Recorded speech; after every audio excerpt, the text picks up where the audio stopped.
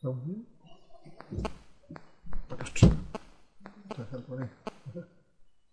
Bien.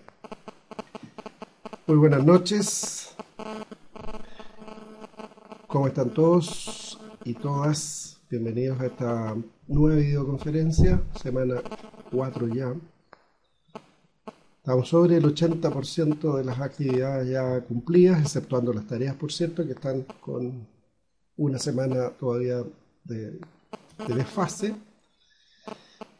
Este módulo, recuerden que está finalizando el día 9 de junio con una clase presencial en la que espero que nos encontremos todos. Bienvenidos y bienvenidas Sandra, Rodrigo, Luis, Claudia, María de los Ángeles,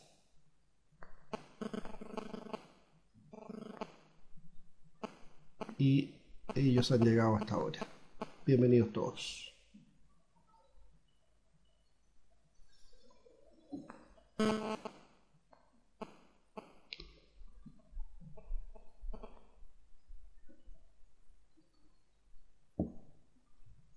Y Fernando, perdón. Fernando también.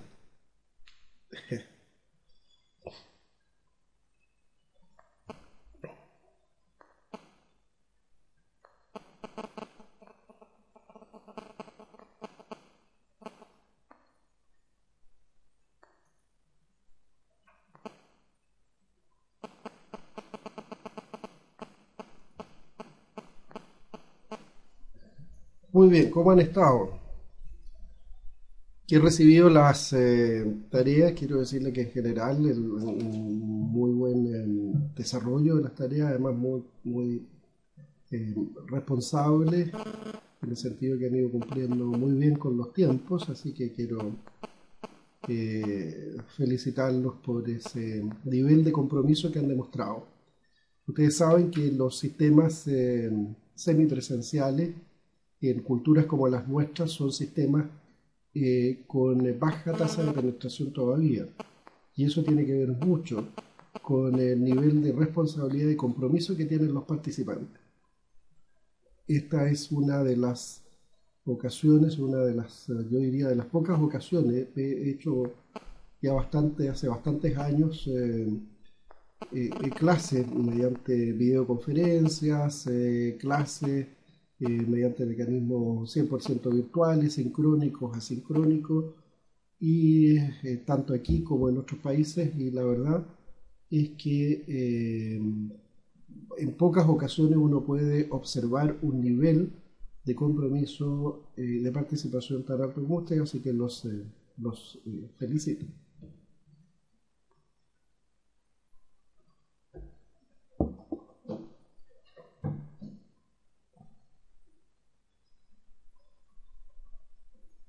Bien, ¿qué temas tenemos para hoy?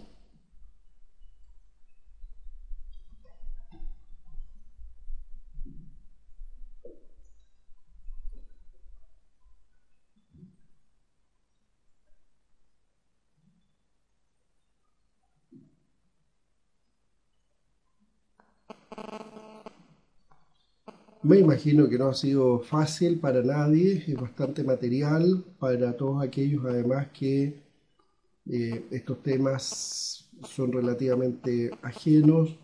Por cierto, se hace un poco más difícil, pero recuerden siempre que aquí, en este tipo de programa, lo fundamental no tiene que ver con el aprendizaje de una herramienta en particular.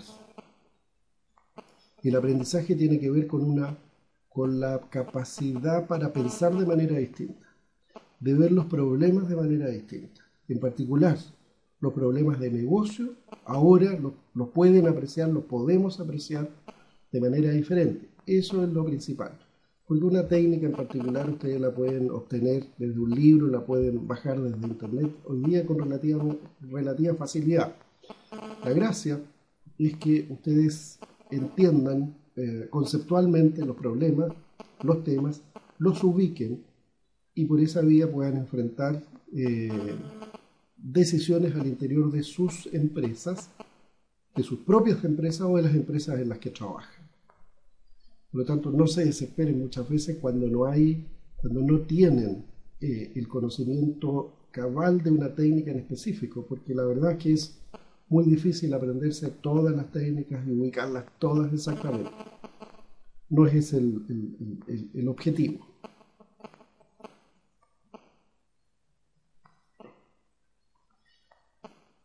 La señal está mala, sí, dicen que está no muy buena la señal, pero es un problema probablemente de ustedes, exactamente. Tal cual dice Pedro, los problemas son de ustedes, no son nuestros. Acabamos de probar el sistema está funcionando perfecto. Bien, independiente de eso, vamos a pasar acá antes que se me vaya. María Los Ángeles dice que no entiende el concepto de ventaja competitiva defendible.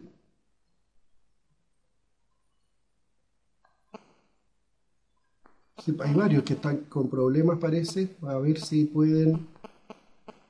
Hay varios que están con problemas. Todos parece que están con problemas. Acaba de unirse en Kanye y dice exactamente lo mismo, que también está con los mismos problemas. Ojalá que puedan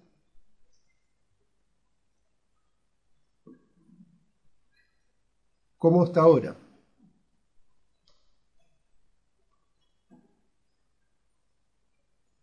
Ahora sí, la señal está bien.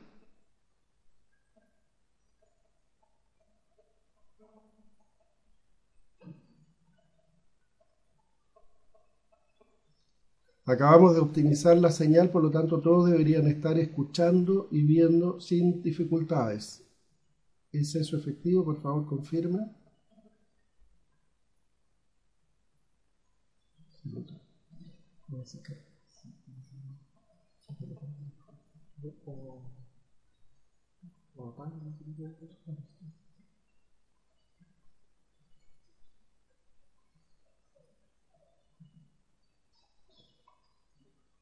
Ahora estamos mejor. Bien, vamos a... Esperemos que esto se corrija. Tengo dos preguntas acá que son importantes de resolver. María de Los Ángeles hablaba sobre el concepto de ventaja competitiva defendible. Ya tenemos claro que es una ventaja competitiva. Una ventaja competitiva es un atributo particular que tiene una empresa o un producto, una unidad estratégica de negocio, una división, en fin. Alguien tiene una ventaja competitiva. Esa ventaja es un atributo diferencial. ¿Diferencial de quién? Diferencial de la competencia, que es a quien nos interesa derrotar, desplazar, quitarle cuotas de mercado. ¿Qué significa que sea defendible? Significa que sea sostenible en el tiempo. Se dice que una ventaja, la mejor ventaja competitiva es aquella que es no imitable, no copiable.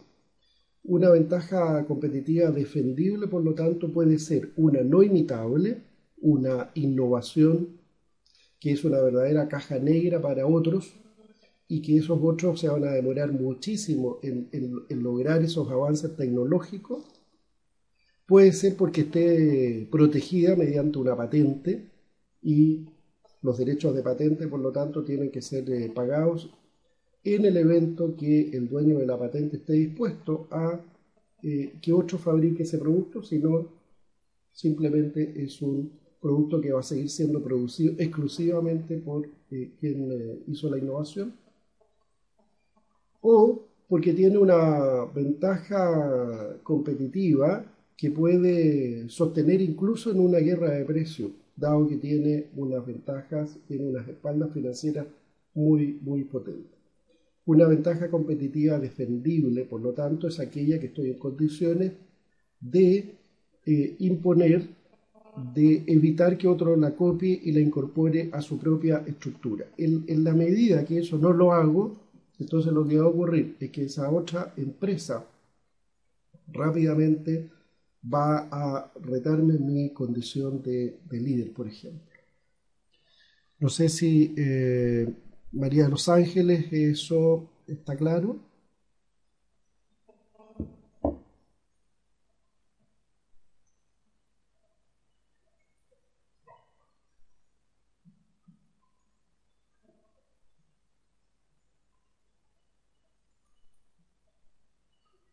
Todavía hay problemas con la señal, parece.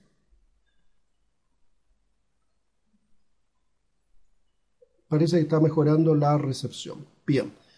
Luis nos hace otra observación. Dice, un no dominante del mercado se puede enfrentar al líder. ¿Hay riesgo de fracaso? Por cierto que sí. El gran problema, la gran decisión estratégica para un retador es precisamente saber cuándo se tiene que enfrentar al líder. Porque no es una decisión sencilla, no es una decisión fácil, es una decisión bastante complicada. Porque no es tan solo la decisión de la empresa que reta, sino que lo que tiene que esperar es una reacción de parte del líder, de quien es retado. Y las reacciones del líder pueden ser francamente lesivas a nuestros propios intereses. Y por lo tanto, podemos ser derrotados en esa pelea. Podemos ser derrotados, por ejemplo, si es que entramos en una guerra de precios. ¿Se han dado cuenta ustedes que a veces hay retadores que lo que hacen es bajar abruptamente los precios? Y bajan los precios. ¿Y qué es lo que tiene que hacer el líder entonces? Sostener esa lucha. Y si el líder tiene espaldas financieras que son más sólidas que su retador, ¿qué es lo que va a hacer? Va a sostener esa guerra de precios por más tiempo. Va a ser una especie de guerrilla de desgaste, en que el que tiene más posibilidades de sostener esa guerra va a derrotar a aquel que va agotando sus recursos. En consecuencia, es un riesgo permanente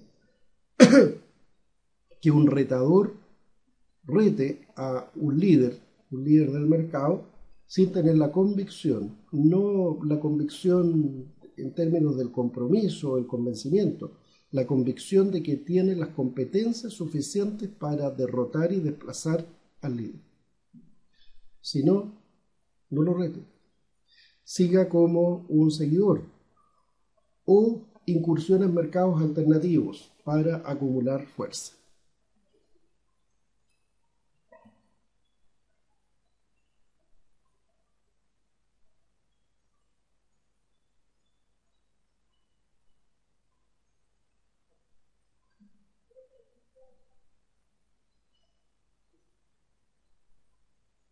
Exactamente, Fernando, entrar en océanos rojos cuando competimos por precio. En general, la concepción de los océanos azules tiene que ver con el hecho de que en lugar de retar al líder, lo que debemos hacer es buscar nuevas oportunidades, abrir nuevos mercados, desarrollar la innovación y acceder, por lo tanto, a nichos, a segmentos, a mercados desconocidos. El concepto de los océanos azules es centrar, es agrandar la torta. Una torta más grande finalmente puede ser distribuida en más partes, satisfaciendo más a cada uno de los participantes. En océanos rojos entendemos que el espacio por el cual hay que competir es inamovible, tiene unas fronteras delimitadas y por lo tanto la lucha es encarnizada en la medida que cuando yo entro a competir, lo que hago es competir por un espacio que está siendo ocupado por otro. Y de ahí, ¿no es cierto?, se produce esta lucha encarnizada. En consecuencia, uno tiene que evaluar muy bien si lo que quiere hacer es retar al el líder bajo esa lógica, bajo esa técnica, o más bien es generar mercados alternativos, o en lugar de retarlo abiertamente, hacer más bien una estrategia lateral, de tal manera de ir copando espacios que el líder no está ocupando hasta que llega un minuto, ¿no es cierto?, en que iguala su fuerza.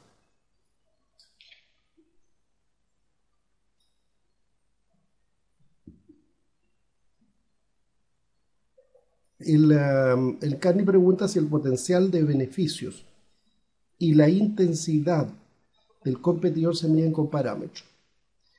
Se miden con parámetros, sí, todas estas cosas son parametrizables, pero tienen una buena dosis de subjetividad.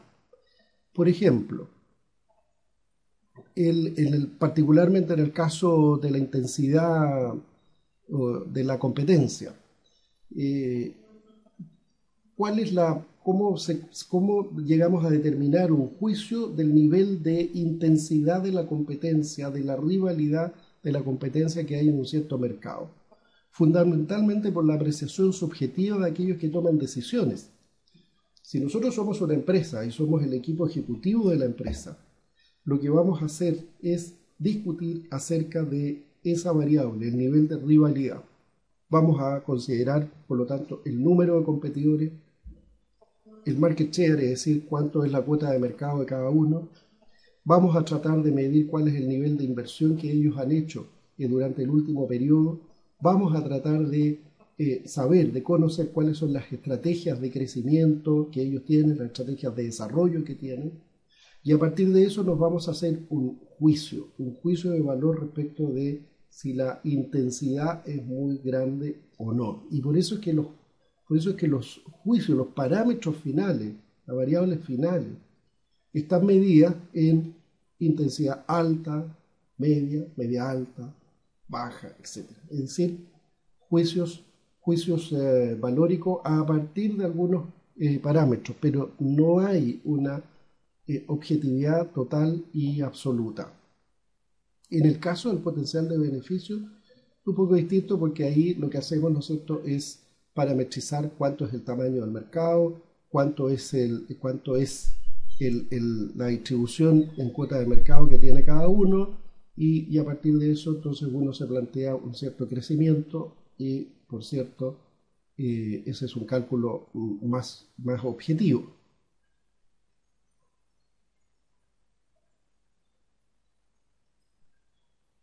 Claudia nos dice que al parecer hay rubros en los que la forma de entrar al mercado es a través de precios. La verdad es que no es que existan necesariamente rubros en los cuales hay unas estrategias mejores que otras. Las estrategias las elige la empresa. Y si nosotros elegimos una estrategia de precios, por ejemplo, para entrar en un cierto mercado, probablemente sea porque el mercado, desde el punto de vista del posicionamiento en base a diferenciación, tiene claro liderazgo. Y por lo tanto encontramos que esa estrategia es mucho más sencilla, es más fácil y más rápida. Porque posicionarse en base a diferenciación, a generar un atributo que sea valorado por el mercado de manera especial, en que nos vean de manera distinta respecto a los otros competidores, eso requiere un periodo relativamente largo. Entonces, una estrategia sencilla, una estrategia rápida de penetración de un mercado es el precio. Pero no es necesariamente sostenible en el largo plazo.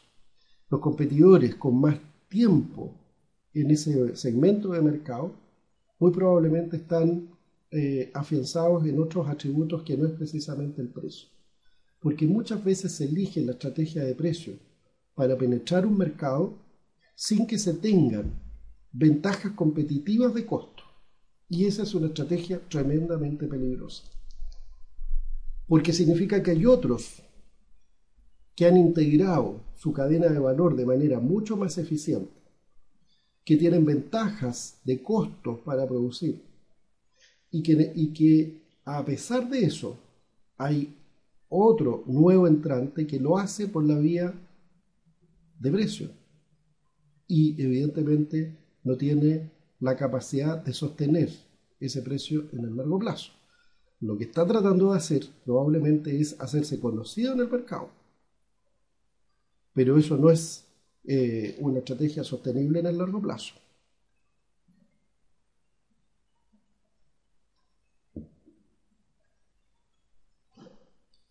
¿Cómo evaluaría, a ver, antes de eso, el líder pone cualquier barrera de entrada? No, el líder no puede poner cualquier barrera de entrada.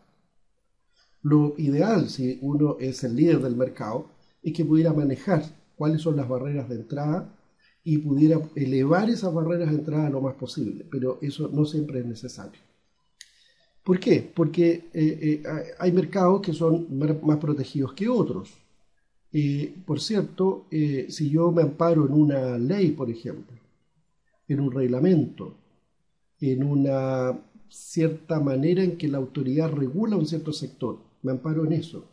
Ingreso primero al sector y por lo tanto lo que se hace es establecer una barrera de entrada que yo no tuve. Entonces eso sí me conviene, pero no la pongo yo normalmente. ¿Cómo puedo poner barreras de entrada o cuándo puedo poner barreras de entrada? Cuando lo que hago es desarrollar procesos de innovación.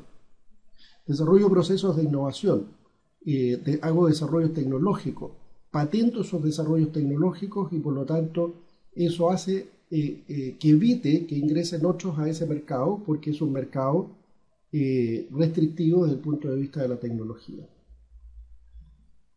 Pero un mercado normal no tiene la posibilidad de hacer eso. Es discutible, por ejemplo, si los niveles de inversión que requieren las empresas para un cierto mercado es efectivamente una barrera de entrada. A mi juicio no es una barrera de entrada. Una barrera de entrada es hacer algo que quien está detentando posiciones de liderazgo, está dentro de ese mercado, no tuvo que hacer. Pero cuando en un proyecto en minería, por ejemplo, que requiere una alta inversión, la tiene que hacer cualquiera. O en la industria del retail, entrar hoy día y ser competidor de carácter internacional requiere una alta inversión. Falabella, Ripley, etc. JCPenney en Estados Unidos, cualquiera de esos saben que entrar a ese mercado requiere niveles de inversión altos. Por lo tanto, no puede ser una barrera de entrada, porque es una condición común que comparten todos los competidores de ese mercado, reales, actuales y potenciales. A mi juicio, hay solo algunos elementos en los cuales es posible que el líder ponga barreras de entrada, pero en general yo diría que están más bien asociados a la innovación, al desarrollo nuevo, a la posibilidad de generación de relaciones contractuales especiales con clientes o proveedores. Por ejemplo, estoy pensando en el caso de Chile Tabaco, que genera una vinculación particular contractual en el límite de la legalidad o francamente ilegal con los pequeños distribuidores o los pequeños comercios que venden los cigarrillos, que lo que hace por lo tanto es capturar el canal de comercialización y por esa vía impone una barrera de entrada a Philip Morris, que es la otra empresa, la otra compañía tabacalera, impone una barrera de entrada. Entonces cuando Philip Morris va a poner su cigarrillo a un negocio cualquiera, entonces el dueño de ese negocio le dice, no, porque yo ya tengo los cigarrillos de Chile Tabaco. Pero esa es una barrera prácticamente ilegal. Los canales de comercialización, por lo tanto, pudieran ser los contratos especiales con los clientes distribuidores, pudiera ser otra de las vías, pero está en el límite de lo legal. Y al revés, la posibilidad de tener un contrato de provisión con un proveedor clave y que ese contrato tenga unas ciertas particularidades que lo haga ser casi proveedor exclusivo nuestro, implica también una cierta barrera de entrada. De la misma manera, lo que yo podría hacer como empresa es integrarme hacia atrás, con lo cual impongo una barrera todavía más alta. Pero son condiciones, diría yo, bastante excepcionales.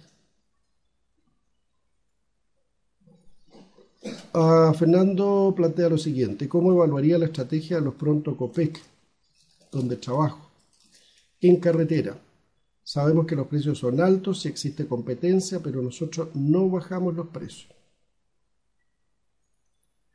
¿Cómo evaluaríamos esa estrategia? Lo que pasa es que en el caso de los Pronto Copec y de las tiendas de conveniencia en particular, que tienen en general precios que son bastante más altos y se llaman tiendas de conveniencia precisamente porque lo que tienen es que desarrollan o están posicionados en un mercado que no es un mercado estrictamente competitivo. Uno no podría decir que el Pronto Copec en la carretera tiene el competidor en el supermercado, donde los precios son la mitad de lo que ahí están.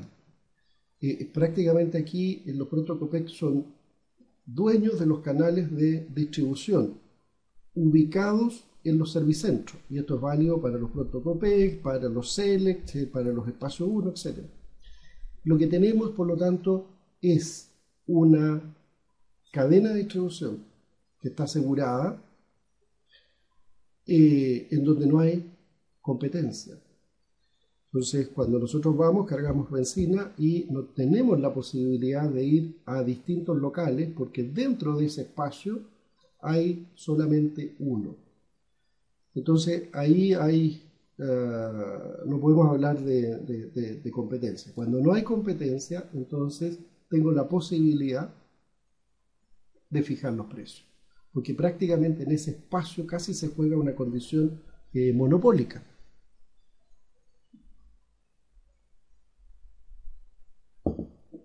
Y la verdad de las cosas es que uno se puede preguntar, bueno, pero podríamos bajar los precios. Sí, se pueden bajar los precios. El punto es, ¿para qué?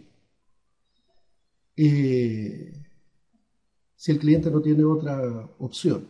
Lo que tengo que hacer en consecuencia, y esa es la estrategia de alguna manera de los Pronto Copec, es que no bajando los precios, yo tenga una oferta de valor que haga que la percepción de calidad del cliente sea tal que esté dispuesto a pagar ese sobreprecio. Ya sea porque está en una ubicación especial, única, no tengo otra opción, y porque los servicios asociados, fundamentalmente los intangibles, son de una calidad tal que hace que mi percepción, mi juicio de valor respecto de eso sea positivo. Y entonces tenemos todos los sistemas de baño, los sistemas de mudar niños, la posibilidad de tener otras tiendas complementarias con gorros, gafas, revistas, etc. Es decir, genero una especie ahí de negocios complementarios que enriquecen mi oferta de valor y que no hacen en lo absoluto necesario que bajemos los precios. O sea, la pregunta es, ¿para qué? Y hay dos razones por las cuales cuando yo tengo una baja de costos puedo hacer. Una, puedo traspasar el diferencial, lo puedo traspasar al cliente, con lo cual bajo el precio, y dos, me lo puedo quedar, con lo cual aumento mi rentabilidad. Y la opción en este caso es evidentemente aumentar la rentabilidad.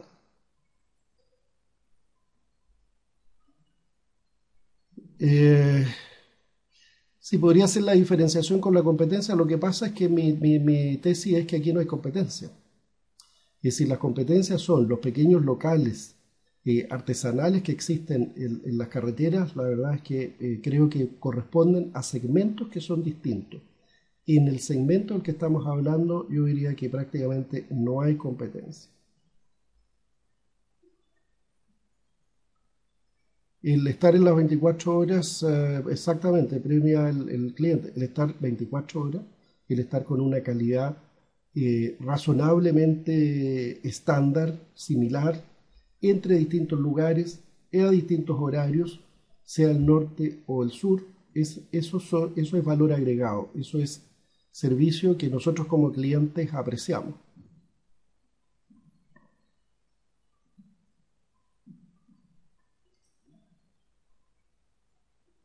Contratos estratégicos, no. Aquí el único contrato estratégico que existe es entre el concesionario del Servicentro y el Pronto Copec, que muchas veces es el mismo dueño, pero no hay contratos estratégicos aquí. Los proveedores de productos, Ambrosoli, Calaf, Coca-Cola, etcétera, hacen el recorrido independientemente si le tienen que repartir a los Protocopec o a Selec o al negocio de la señora Juanita, que está 300 metros más arriba, pero que no tiene condiciones de sanidad adecuadas, no tiene todas esas condiciones de seguridad, por ejemplo, que nos da el estar en un servicentro con además una tienda de conveniencia.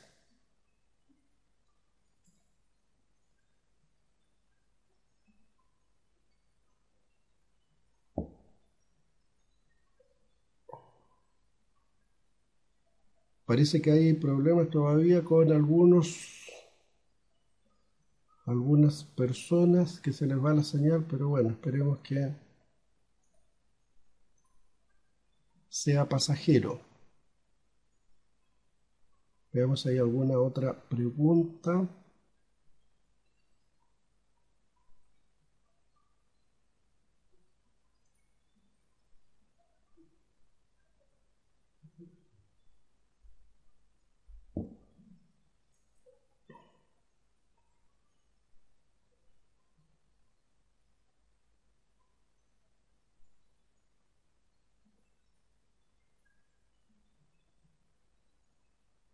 Vamos a esperar que se activen. Parece que están más preocupados de las tareas. Ya están haciendo la próxima tarea.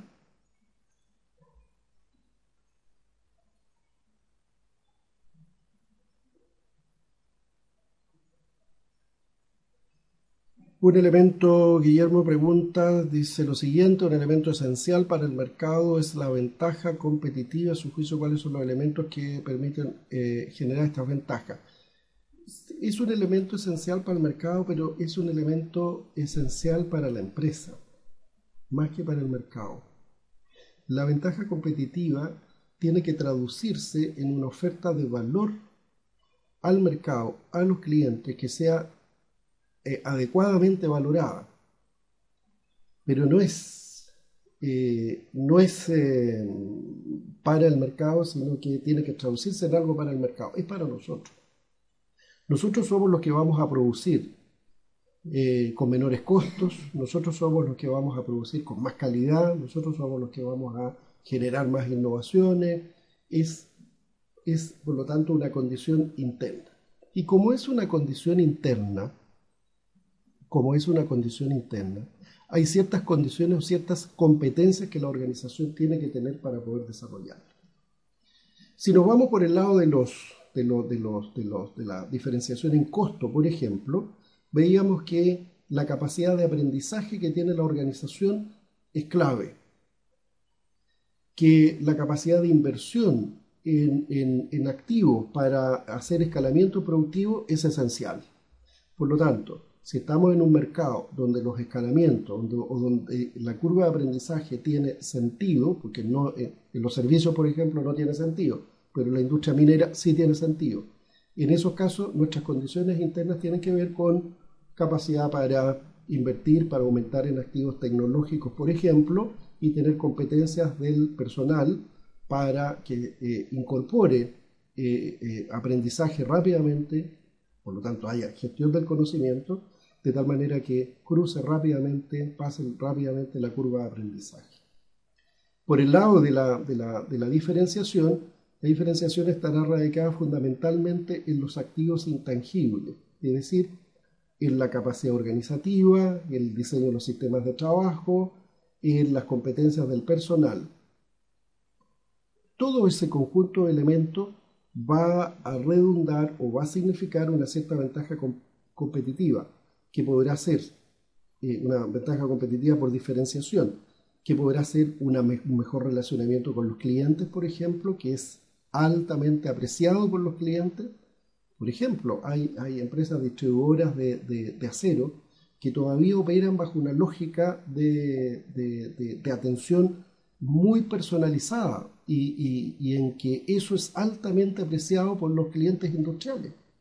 Bueno, eso está radicado, por lo tanto, en las competencias internas de la organización, en la calidad del personal, en la capacidad para darle respuesta a los clientes, o en la capacidad de innovación, en la capacidad de diseño. Por ejemplo, una empresa de diseño gráfico, una empresa de alta moda, es una empresa que que radica sus competencias internas en la innovación, en el diseño, y que las transforma en una ventaja competitiva que se traduce en una oferta mucho más amplia, más novedosa, distinta de la competencia, que es apreciada por los clientes.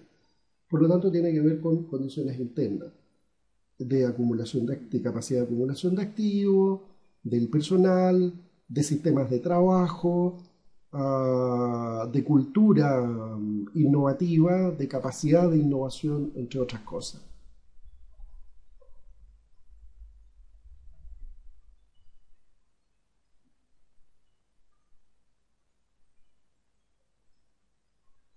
Claudia pregunta, cuando se quiere hacer una estrategia de entrar a un mercado altamente competitivo, ¿lo mejor es ser agresivo?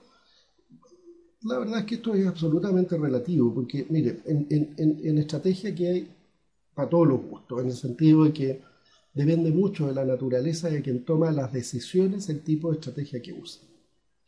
Y hay personas, empresarios, que son más agresivos que otros por naturaleza. Hay personas que son más adversas al riesgo que otras y por lo tanto sus estrategias van a estar marcadas por esa circunstancia, que es una característica personal. El, el, el, ¿Qué es lo que diría yo? No existe por lo tanto una estrategia mejor o peor. Sí, haría la siguiente observación. Cuando estoy entrando a un mercado que es altamente competitivo, que entre un nuevo competidor con la misma agresividad de los anteriores, lo más probable es que entramos, como veíamos antes, si nos recordaba Luis, entremos en un océano rojo. Y que probablemente nuestra propia estrategia tenga altas probabilidades de fracaso, porque nos vamos a encontrar con una respuesta de parte de todos los competidores en ese mercado. Yo digo, en lugar de hacer eso, en un mercado que es altamente competitivo y desafiante, a menos que tenga una ventaja competitiva prácticamente inimitable,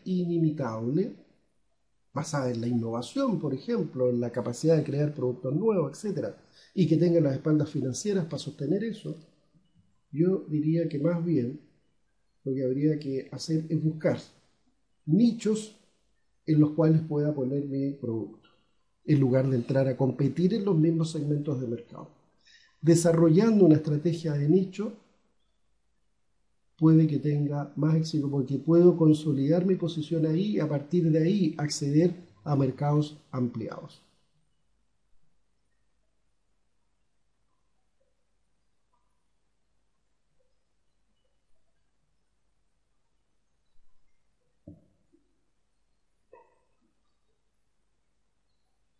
Ajá. Así es, Guillermo, es para la empresa, para la empresa. Son las ventajas competitivas de la empresa.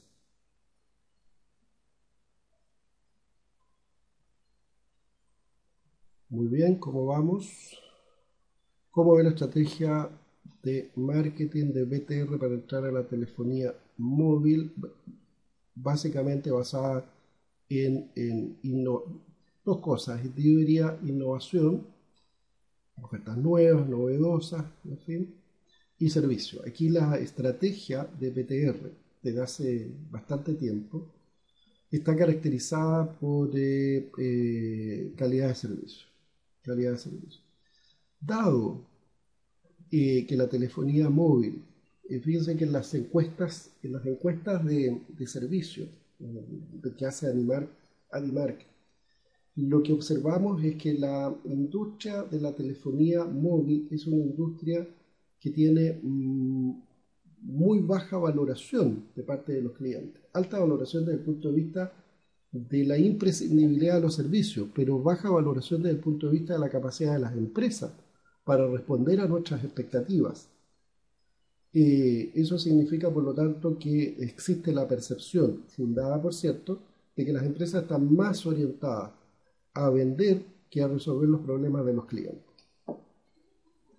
Y eso es malo, porque significa entonces que como cliente ahora nos sentimos engañados en la medida que Hay una gran estrategia para atraernos a sus empresas y una vez que estamos adentro, la verdad es que somos absolutamente desatendidos. Por lo tanto, habiendo concluido eso, una de las claves tiene que ver en cómo yo penetro a un mercado donde cambio el eje de la discusión o cambio los ejes de los atributos que permiten tomar decisiones, que no van a ser precio, sino que va a ser servicio. Fíjense que yo me acuerdo del caso de Movistar y antes de Bell South, que tenían una estrategia fuertemente basada en la calidad de servicio. Primero, la cultura Bell South, que se instaló en Movistar. De hecho, todo el equipo ejecutivo del tema de calidad, de servicio al cliente, fue traspasado de Bell South a Movistar, y Movistar pasó a ser, por lo tanto, la compañía dentro de las tres compañías de telefonía celular con mayor apreciación del público, con mayores niveles de satisfacción de la gente. Sin embargo, después vino la fusión entre Telefónica y Movistar y claramente la situación cambió. Los niveles de satisfacción de Movistar bajaron notablemente y lo que ocurrió, por lo tanto, es que las tres empresas que comparten mayoritariamente el mercado, Claro, Movistar y Entel, se preocuparon básicamente, fundamentalmente del servicio al cliente, y por lo tanto ahí hay un espacio en el cual puede entrar un nuevo competidor o nuevos competidores.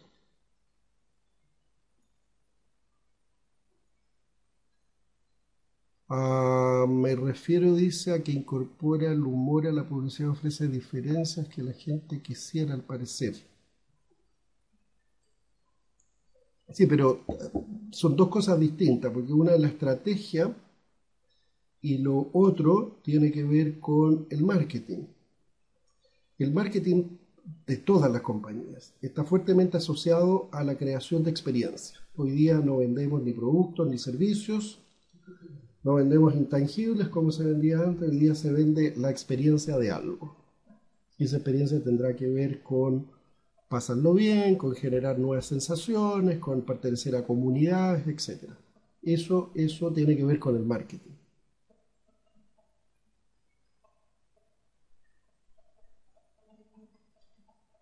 Eh, sí, la función de telefonía móvil y fijo está...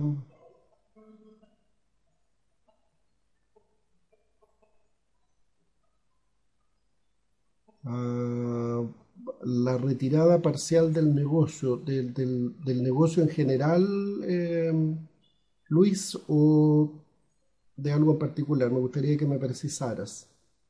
Guillermo nos dice que la estrategia debería basarse en el análisis del mercado, por cuanto como define la estrategia Sun Tzu en el arte de la guerra, como la fórmula para aniquilar al enemigo sin que éste se dé cuenta. Eh, a ver, uno de los grandes estrategas, tal vez el más grande estratega, tenga que ver con Sun Tzu, es precisamente Sun Tzu, en su famoso libro El arte de la guerra, donde enseña una serie de claves eh, respecto de cómo hacer frente al enemigo. Eh, pero yo diría que aquí estamos en un mundo que debe evolucionar hacia conceptos que son distintos. Los competidores son adversarios, no son enemigos. Por cierto, muchas veces en el mundo de los negocios se ven como enemigos, pero los conceptos de derrota total, de aniquilación, son conceptos más propios de la guerra precisamente que de los negocios, aunque de hecho hay una publicación de Sun Tzu, El arte de la guerra en los negocios, que yo la verdad de las cosas es que no comparto mucho, porque creo que lo que se va a abrir en el mundo es más bien unas estrategias más de alianza, más de colaboración, propias de una era de transparencia. en que ya no va a ser posible, ni deseable, ni bien mirado, guerras encarnizadas. Yo creo que vamos a entrar progresivamente a un mundo más de colaboración, de competencia con cooperación.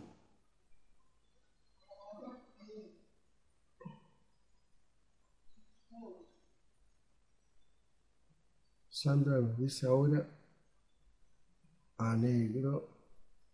Eso significa que no tiene señal, parece.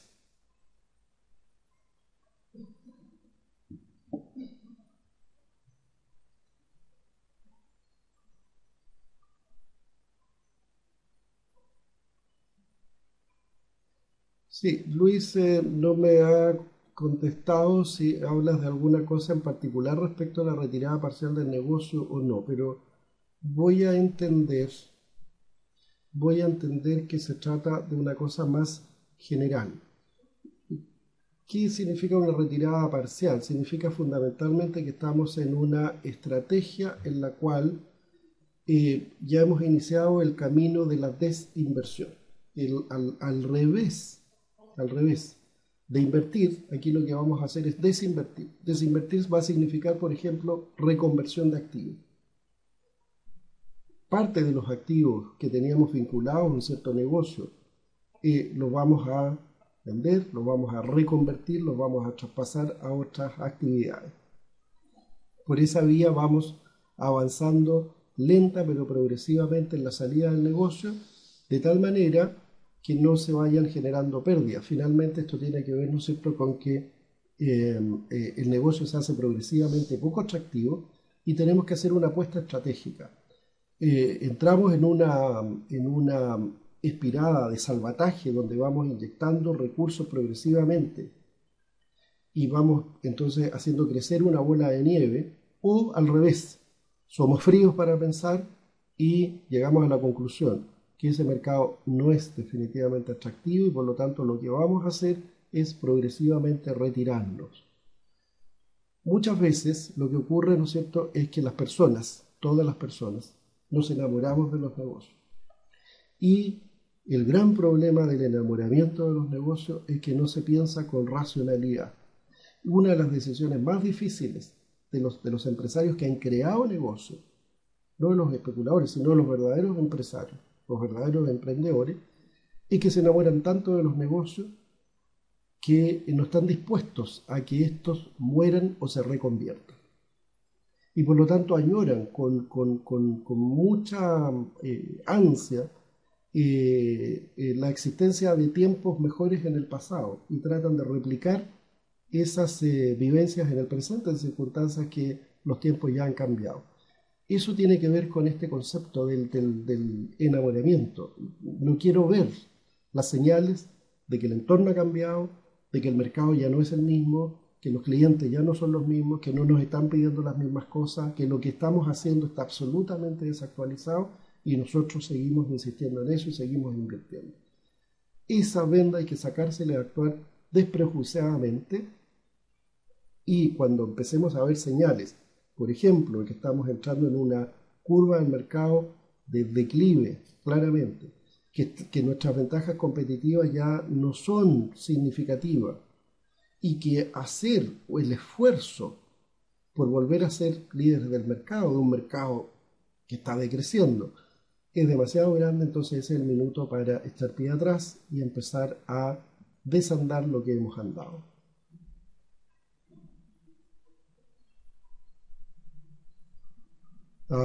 Guillermo nos dice, si lo vemos desde el punto de vista de los mercados azules, sería lo que usted plantea, profesor, es decir, apertura de mercado en un ambiente más bien colaborador entre empresas. ¿De eso hablamos? Sí, efectivamente, Guillermo, yo creo, soy más partidario de las estrategias de océanos azules. Creo que hoy día las empresas deben tener la capacidad suficiente de desarrollar mercados nuevos, que creo que están en condiciones de innovar en modelos de negocio, en estrategias, pero también en productos y en procesos, de tal manera que no es necesario, en general, desgastarse en una lucha encarnizada con otros que hacen exactamente lo mismo y que probablemente en muchos aspectos lo hacen mejor que nosotros. La recomendación es ahí, ¿por qué no incursionamos en otros ámbitos, en otros segmentos de mercado, en otros productos nuevos?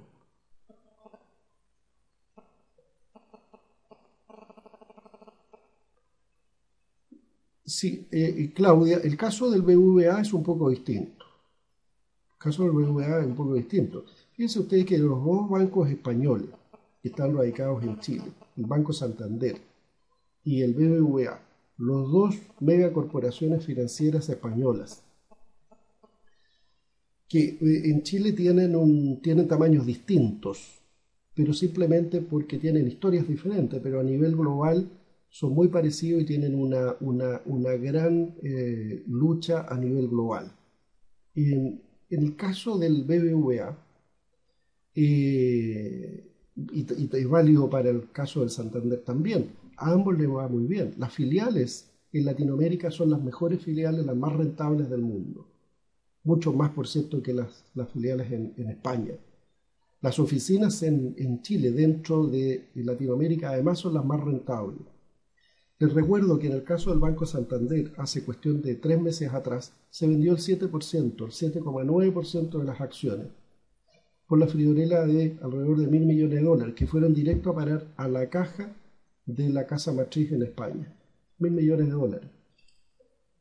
Fue una operación que la verdad es que tuvo poco realce acá, se analizó poco, se conversó poco respecto de ello, pero ya venía la crisis, ¿no es cierto?, en España, y lo que estaba pasando es que había una notoria pérdida de liquidez en las instituciones financieras españolas. ¿Qué es lo que empezó a hacer el banco, por lo tanto? Empezó a echar mano de sus sucursales, de sus filiales más activas y más exitosas. Entre ellas, el caso de la chilena, que es la más exitosa, de hecho, en Latinoamérica, y vendió el 7% de sus acciones. En el caso del BBVA, lo que está haciendo es desprenderse también de parte de sus activos. Uno de los activos del grupo BBVA en Chile es la AFP Provida. Y por lo tanto, lo que hace el banco es vender la AFP. ¿Para qué? Para generar liquidez. No liquidez para el banco en Chile, porque la liquidez en Chile está asegurada por la ley de banco. Es para agregar, para mejorar la liquidez en su casa matriz.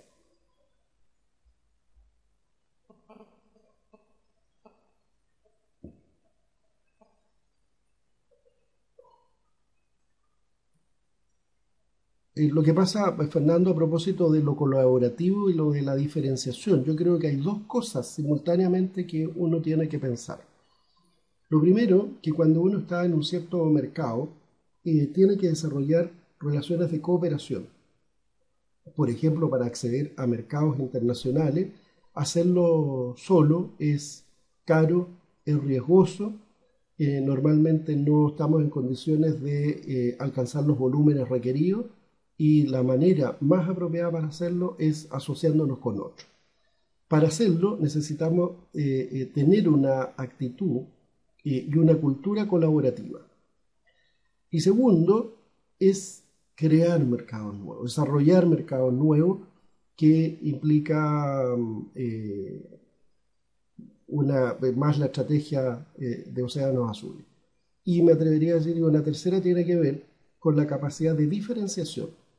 La capacidad de diferenciación es desarrollar una estrategia distinta o una estrategia basada en un atributo diferenciador, para lo cual tenemos que saber qué es aquello que los clientes, que el mercado aprecia con más ahínco, con más fuerza. Fíjense que normalmente hay poco conocimiento respecto de cuáles son los requerimientos, las expectativas, las necesidades de los clientes. Yo creo que aquí en general se hacen muchas apuestas, pero hay poca investigación concreta, real, respecto de cuáles son las expectativas de los clientes frente a un cierto tipo de industria. Y por lo tanto, como hacemos muchas suposiciones, entonces esas suposiciones las traspasamos en modelos de negocio que pueden fracasar. En el caso, para volver al caso que veíamos antes de la telefonía celular, ¿Cuáles son los atributos principales que aprecian más los clientes? Probablemente algunos de ellos son bien conocidos, accesibilidad a tecnología, etcétera, pero yo diría que la mayor parte de ellos tienen que ver con servicios. Eh, Temas relacionados, ¿no es cierto?, con la capacidad de respuesta rápida de la empresa cuando se cae el servicio, capacidad de respuesta rápida cuando tenemos un problema de facturación, cuando tenemos un problema de desconfiguración de software, etcétera. Es decir, una serie de cuestiones que son mal atendidas por la empresa porque lo que han hecho es poner un foco en la captura de nuevos clientes en circunstancias que está demostrado que cuesta más, varias veces más, capturar un nuevo cliente que mantener a un cliente con nosotros por la vía de una plena satisfacción de aquello que le estamos entregando. Entonces, yo creo que ahí en general hay una mala lectura respecto de lo que son las expectativas y necesidades de los clientes. Si las conociéramos bien, entonces podríamos diseñar una oferta de servicio claramente diferenciada en función de atributos que tienen valor, porque normalmente desarrollamos atributos que no tienen valor.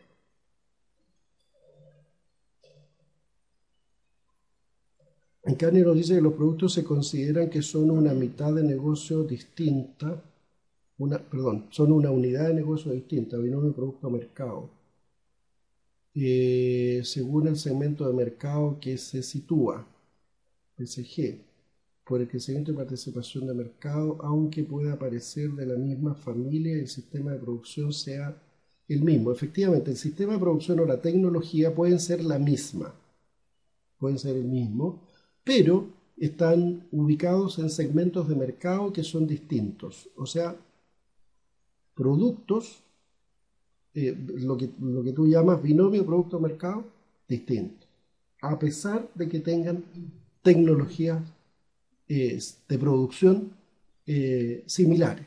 En el caso de una empresa textil, ¿no es cierto?, misma tecnología, produce ternos por una parte y produce chalecos por la otra, van a mercados que son absolutamente diferentes.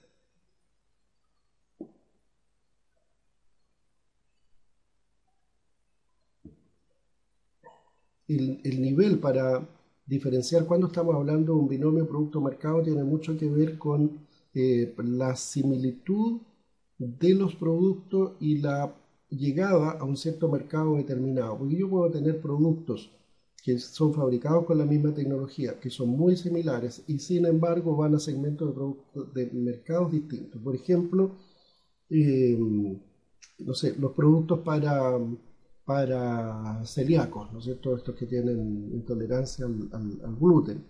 La verdad es que puede que me equivoque, pero vamos a suponer que es así. La tecnología de producir arroz es básicamente, o tallarines, es básicamente la misma en productos que tienen gluten y que no tienen gluten. Sin embargo, y por lo tanto son producidos por una marca similar, por una empresa similar. Y sin embargo, ambos van a segmentos de mercado diferentes. Estamos hablando entonces de binomios producto-mercado distintos, porque estamos compitiendo en mercados que son diferentes. Unos son un público bien diferenciado, el público general, y otro público muy bien diferenciado, que son los celíacos, por ejemplo.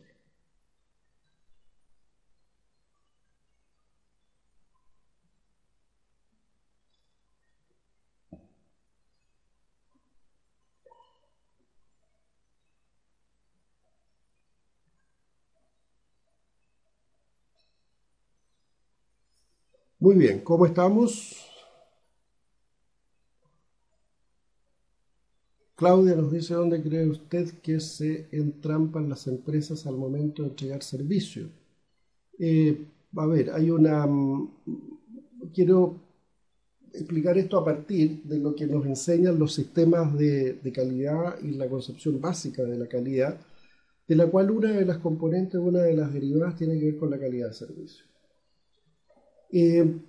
La disciplina de la calidad nos enseña que es necesario que el cliente ocupe un doble rol. Al inicio de la cadena de producción, cuando nosotros tomamos sus requerimientos y sus expectativas Y luego, al final, cuando ponemos en contacto con el cliente nuestro producto o servicio y tenemos que retroalimentarnos de su opinión.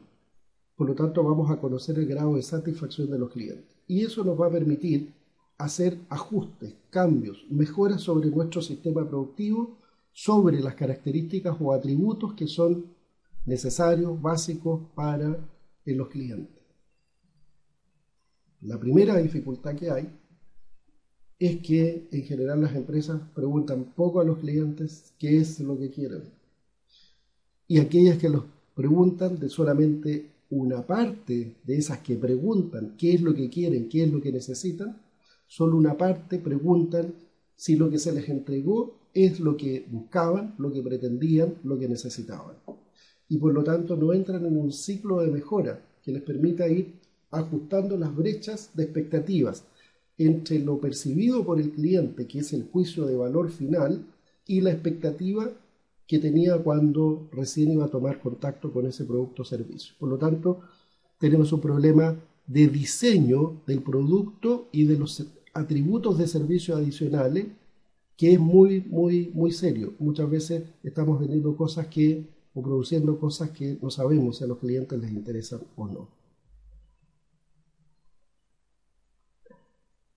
Y por cierto, hay otros temas relacionados con la propia entrega del servicio que tienen que ver con todos los elementos propios de la calidad de servicio, que requiere además de una tecnología especial para definir muy bien qué es lo que el cliente requiere.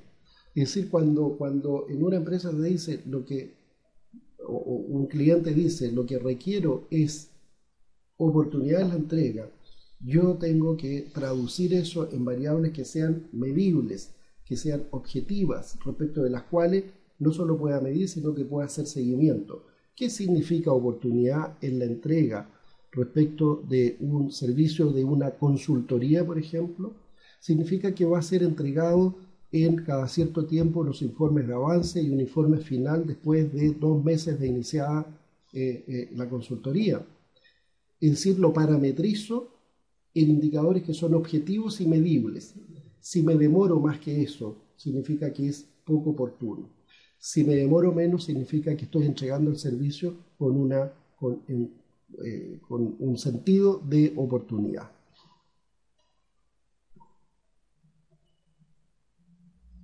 ¿Por qué fallan tanto en eso? Porque no escuchan a los clientes. Aquí la cuestión es muy clara. No se hacen encuestas a los clientes, no se hacen encuestas de satisfacción, se hacen muy pocas entrevistas, se hacen muy pocos focus group.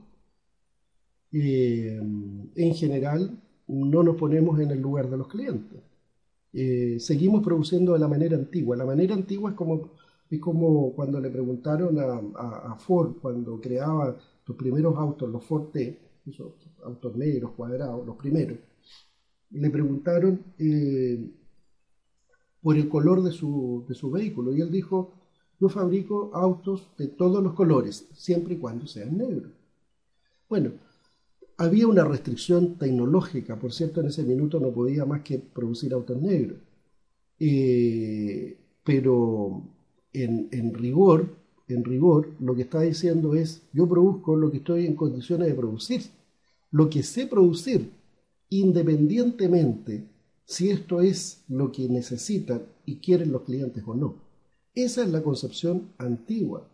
Esa concepción antigua todavía permanece en muchas industrias. Aún lo observamos todos los días cuando vamos a cualquier empresa o negocio.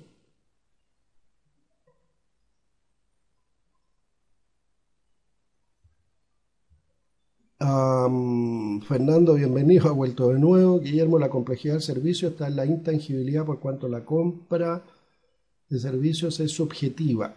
Ojo, la compra de servicios, por cierto, los servicios tienen una alta tasa de subjetividad. Sin embargo, si nosotros no somos capaces de tangibilizar aquello que es intrínsecamente intangible y no somos capaces de materializarlo en variables críticas, que en calidad les llamamos características críticas de calidad, que son requisitos medibles, entonces estamos con problemas, porque significa que tenemos una excusa, es que esto es subjetivo, pero la verdad de las cosas es que lo subjetivo podemos objetivarlo, y esa es la tarea central.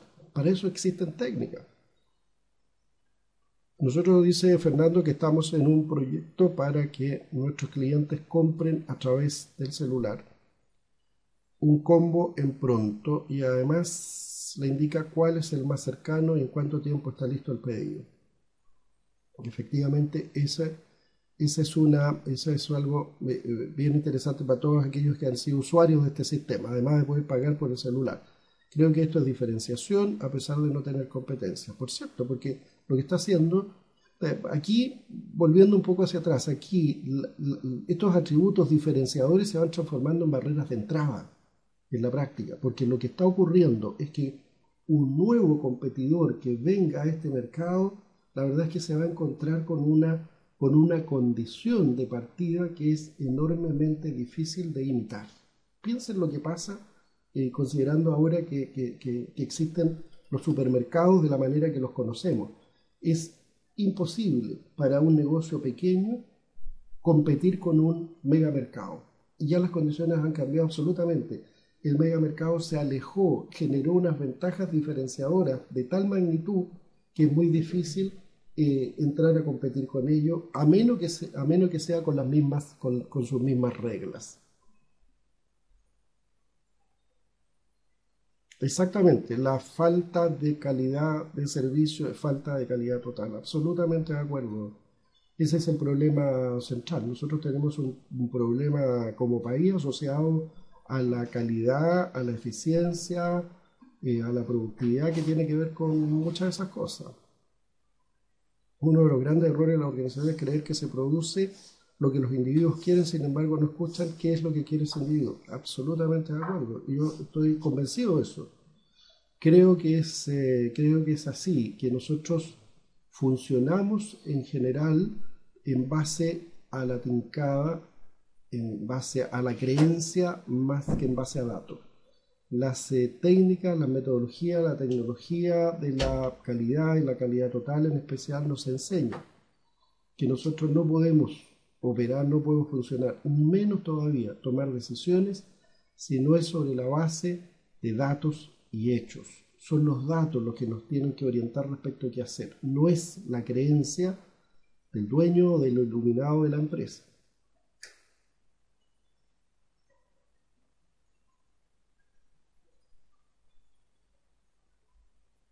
Muy bien,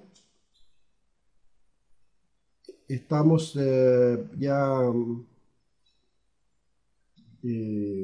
poniendo término a esta sesión, a menos que haya alguna otra intervención. Quedo a la espera unos segundos si alguien quiere hacer algún nuevo comentario. Se hizo corta la clase, sí, estamos casi 75 minutos ya. Creo que va a ser bien interesante que durante la clase presencial eh, podamos tener tiempo de conversar muchos de estos temas.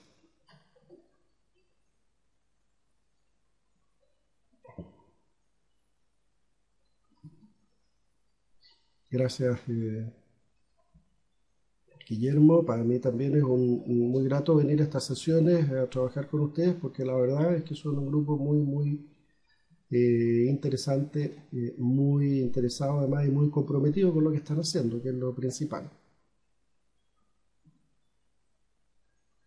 Muy bien. Sandra, siento que no había podido incorporarse a la conversación, tuvo problemas, pero ya nos veremos en su minuto. Eh, Ahí vamos a ver, Claudia. Muy bien, nos despedimos entonces. Muchas gracias por su atención, Sandra, Rodrigo, Claudia, Claudio, Guillermo, Fernando, Luis, María de los Ángeles, Encarni. Ha sido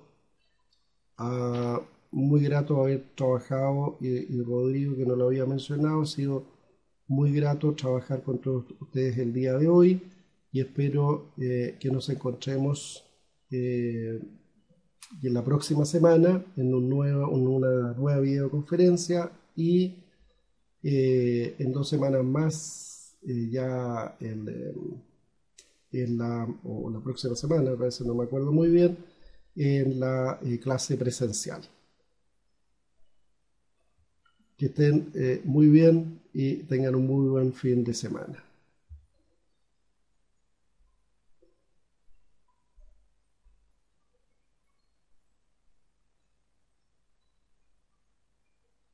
En Carni, te contesto, los trabajos los prefiero grupales bajo el compromiso siguiente, de que no se produzca el efecto free ride, es decir, que las 3 personas que trabajan o las 2 que trabajan lo hagan de manera proporcional. Yo creo que ahí tiene que primar la autorregulación.